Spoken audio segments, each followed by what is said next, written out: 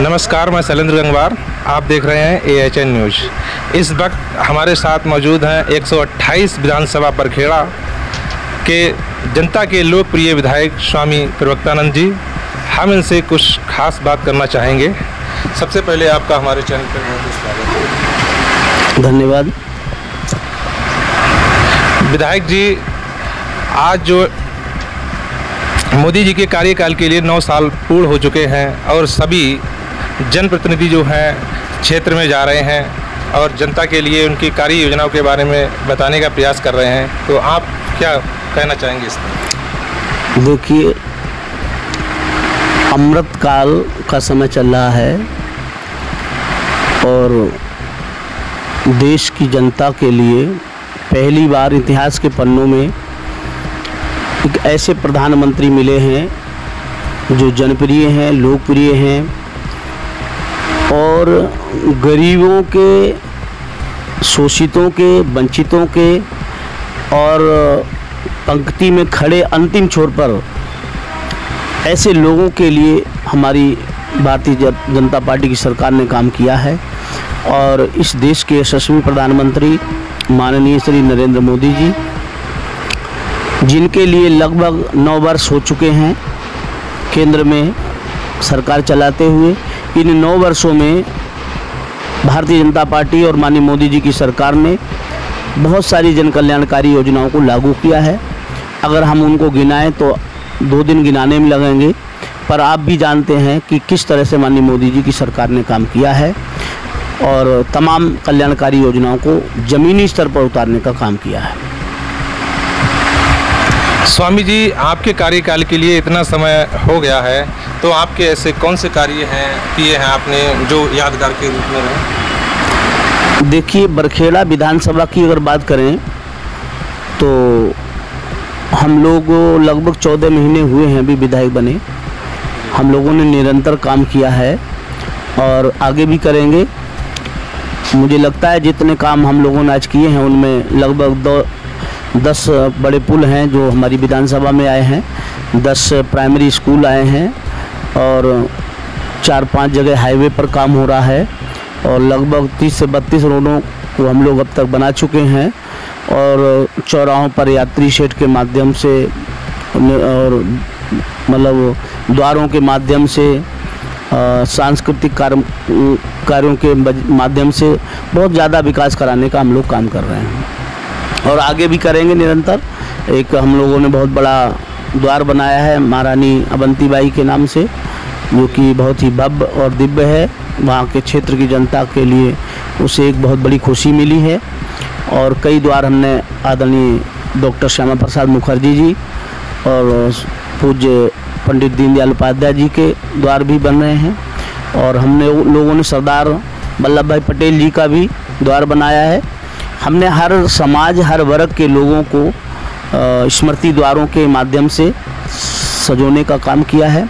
और रही बात विकास की, तो बरखेड़ा विधानसभा की देवतुल्य ईमानदार जनता ने हमें प्रदेश में और रोहिलखंड मंडल में बड़ी जीत दी है, तो हम भरोसा दिलाते हैं कि बरखेड़ा विधानसभा को हम प्रदेश में सबसे अच्छा बनाने का काम करेंगे। स्वामी जी, हम क्षेत्र में जाते हैं, जगह जगह पर लोगों से मिल रहे हैं, तो सबसे लंबी समस्या आ रही है लोगों के बीच में आवारा पशु को लेकर, तो इसके बारे में आप क्या कहना चाहेंगे? देखिए, आवारा पशुओं की समस्या ये कोई सरकार की समस्या नहीं है जी। ये सामाजिक समस्या है और ये सामाजिक समस्या को निपटाने के लिए कुछ सरकार और कुछ समाज के लोग मिलकर, अगर दोनों लोग संयुक्त होकर के काम करेंगे तो ये सामाजिक समस्या का समाधान हो सकता है।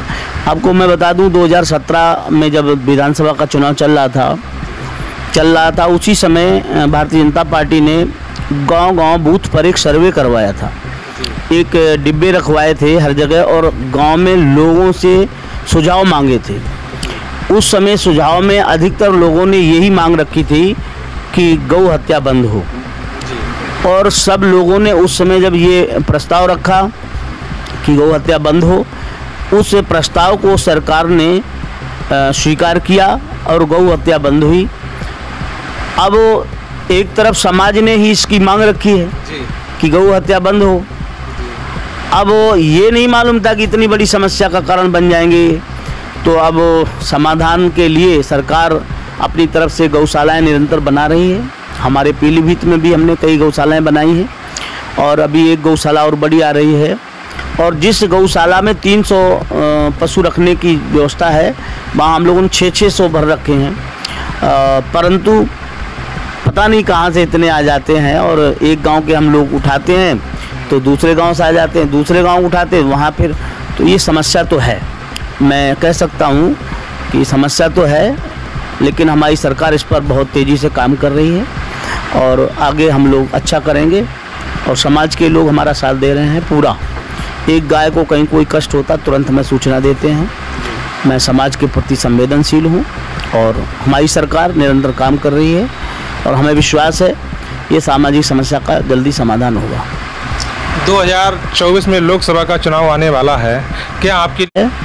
और मैं बताना चाहूँगा कि देश के माननीय प्रधानमंत्री जी ने कोरोना जैसी महामारी थी, सबसे बड़ी समस्या थी जिसमें करोड़ों लोग मर जाते, लेकिन हमारे देश के प्रधानमंत्री जी ने उस कोरोना जैसी भीषण महामारी में निपटने का काम किया, हमारे देशवासियों को बचाने का काम किया।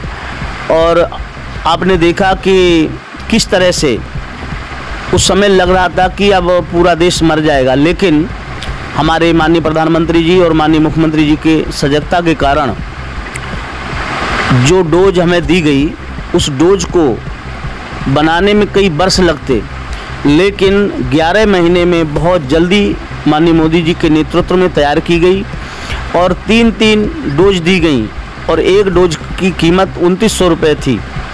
आप समझें कि 9000 रुपये की डोज एक व्यक्ति को दी गई।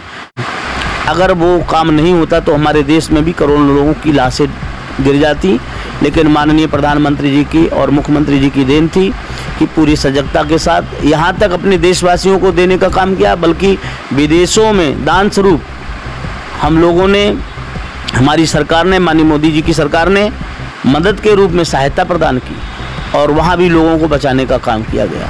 तो ऐसी सरकार जो अपने समाज के प्रति संवेदनशील हो, लोगों के प्रति संवेदनशील हो, मैं समझता हूँ कि माननीय मोदी जी ने जिस तरह से किसान भाइयों के लिए किसान सम्मान निधि का कार्यक्रम किया और घर घर हर किसान के खाते में उसको पहुंचाने का काम किया।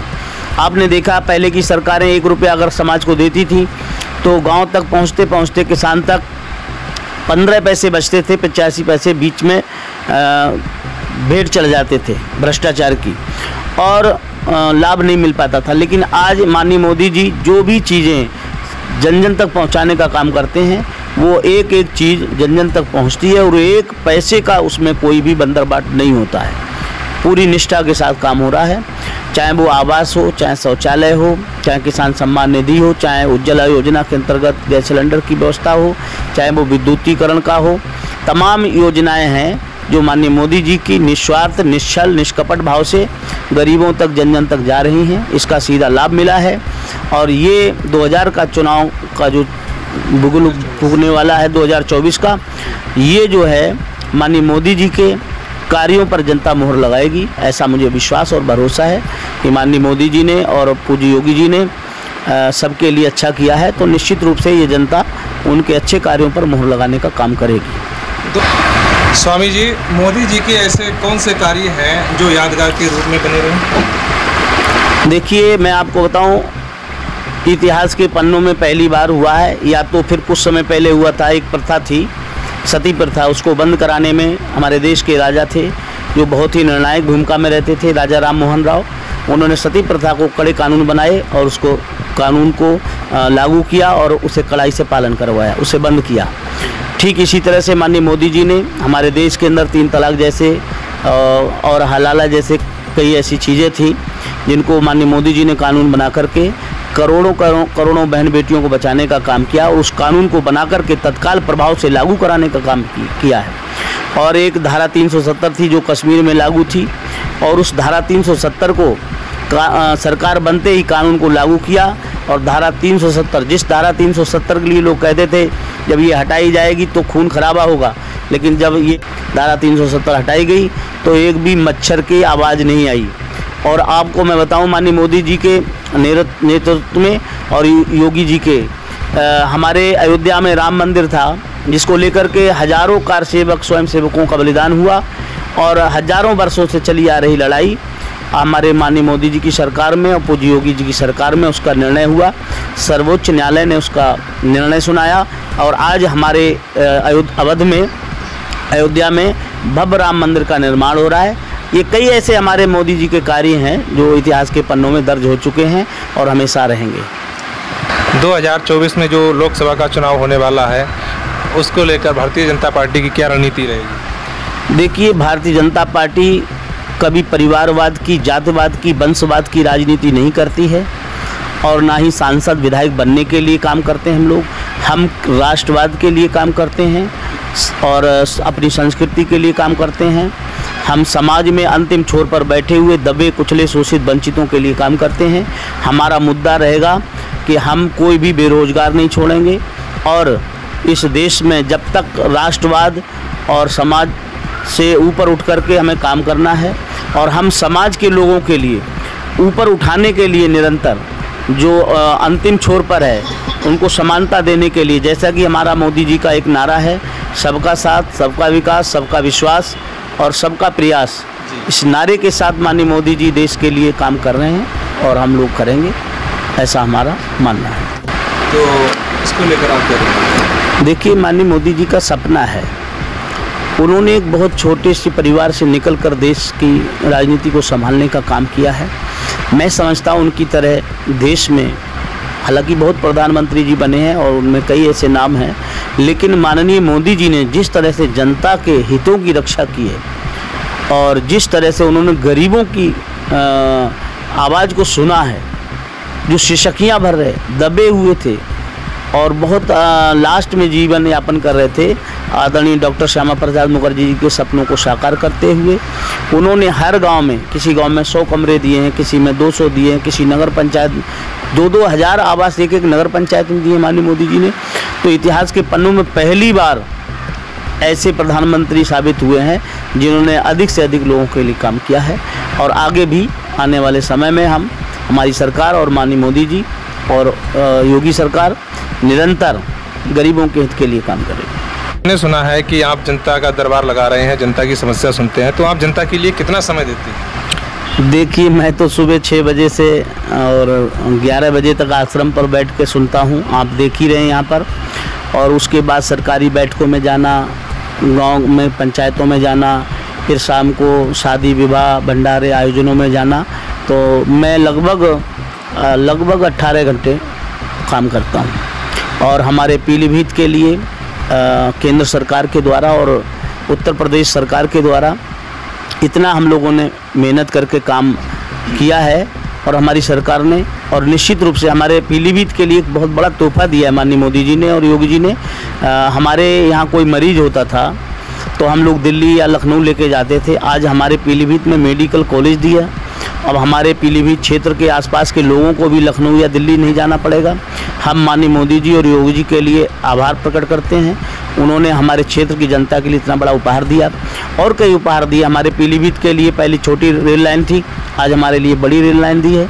हमारा पीलीभीत जनपद सीधे दिल्ली से जुड़ा हुआ नहीं था, दिल्ली और पीलीभीत की कनेक्टिविटी जोड़ने का काम किया उन्होंने। अब हमारे यहाँ पीलीभीत से दिल्ली जाने वाले लोग सीधे दिल्ली निकलते हैं, लखनऊ निकलते हैं और आने वाले समय में मुझे लगता है इसका और बड़ा विस्तार किया जाएगा। और कई चीज़ें हैं, हमारे पीलीभीत में कोई फ्लाईओवर नहीं था, माननीय मोदी जी ने एक बहुत बड़ा फ्लाईओवर हमें दिया जो आसाम चौराहे पे बन रहा है। इससे भी हमारी कनेक्टिविटी जुड़ेगी, आयाम खुलेंगे व्यापार के और बड़े बड़े व्यापारियों को भी लाभ पहुंचने वाला है। और सबसे बड़ी एक समस्या थी, निरंतर आए दिन जाम लगा रहता था, उससे भी हमारे क्षेत्र की जनता के लिए उससे निजात और छुटकारा मिलेगा। तो मैं अगर आपको बताऊं, एक बहुत बड़ा पुल था जो उदयकरणपुर के पास है, बड़ी नहर का, आए दिन वहाँ भी जाम लगी रहती थी। वहाँ पर लगभग 32 करोड़ का पुल पूज्य योगी जी ने, हमारी सरकार ने दिया है और वो उसका भी निर्माण हो रहा है। आसाम चौराहे से लेकर बीसलपुर तक बड़ा हाईवे के चौड़ीकरण के रूप में काम हो रहा है, निरंतर लगा हुआ है। कई ऐसे काम माननीय योगी जी ने और मोदी जी ने हमारे पीलीभीत को भी दिया है सौगात के रूप में। और लगभग जो ग्लोबल इन्वेस्टर समिट कार्यक्रम हुआ था उत्तर प्रदेश में, जिसमें 33,50,000 कार्यक्रम हुआ था, उसमें इन्वेस्टर लोगों ने अपना यहाँ पर काम किया है। तो उसमें 8,500 करोड़ लागत की परियोजनाएं पीलीभीत में भी आने वाली हैं, उसका भी काम चल रहा है। ये थे हमारे साथ 128 विधानसभा विधायक स्वामी प्रवक्तानंद जी, जिन्होंने आज हमारे साथ तमाम मुद्दों को लेकर बात की थी। धन्यवाद।